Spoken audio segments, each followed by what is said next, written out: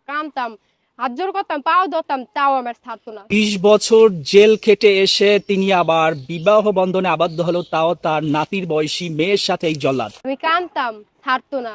আমরা অলরেডি দেখেছি বর্তমান ট্রেন্ডিং ইস্যু চলতেছে যে মেয়ের ভাষ্য, মেয়ে কিরকম কথা বলছে। একটা মেয়ের মুখ থেকে এরকম বাজে কথা আসলে আশা করা যায় না। বলে কি বলবো, পাও ধরতাম, আর ছাড়তো না আমারে। এই মেয়েটার কথাই বোঝা যায় এই মেয়েটা কতটা ক্যারেক্টারলেস, যার মুখ থেকে এরকম বিশ্রী কথা, অসামাজিক কথা বের হতে পারে। আসলে সে অনেক কিছুই করতে পারে।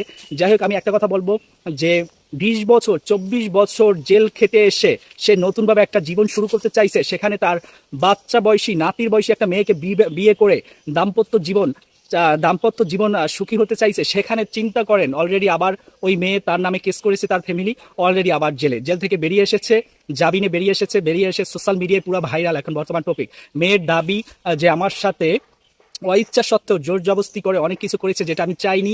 এমনকি বিয়েটাও সে প্রলোভন দেখিয়ে জোর জবস্তি করে একরকম সে বিয়েটা করেছে। সবকিছু বিচার বিশ্লেষণ করলে এই কথা দাঁড়ায় মেয়েটা যেরকম আসলে দুধের দোয়া তুলসী পাতা ওই রকম না। যে মেয়ে একটা শালীনতা থাকে, তার মুখ থেকে এরকম বাজে বাজে কথা বের হওয়ার প্রশ্নই আসে না। সেই জায়গা থেকে বোঝা যাচ্ছে মেয়ের কারসাজি হতে পারে, মেয়ের ফ্যামিলির কারসাজি হতে পারে। আবার দেখা যায় যে লোক 20-24 বছর খুনের অপরাধে ফাঁসির আসামি, সেখান থেকে সে বের হয়ে এসেছে। আসলে অনেক সময় আমরা জানি পাপে কিন্তু বাপেরও ছাড়ে না, সেই জায়গাটা থেকে ওই লোকটা কিন্তু দোষী হতে পারে। সো সুষ্ঠু তদন্ত, বা প্রশাসনের কাছে একটাই দাবি, সুষ্ঠু তদন্ত হোক, যে দোষী তাকে সর্বোচ্চ শাস্তি দেওয়া হোক। এই মেয়েটা আসলে সুবিধাজনক না, এই লোকটাও কিন্তু আসলে সুবিধাজনক না। Best of luck. আপনার কমেন্ট সেকশন অবশ্যই জানিয়ে দিবেন কে দোষী কে নির্দোষী আপনার মতে। ভালো থাকবেন, সুস্থ থাকবেন, দেখা হচ্ছে নেক্সট কোনো ভিডিওতে। আল্লাহ হাফেজ।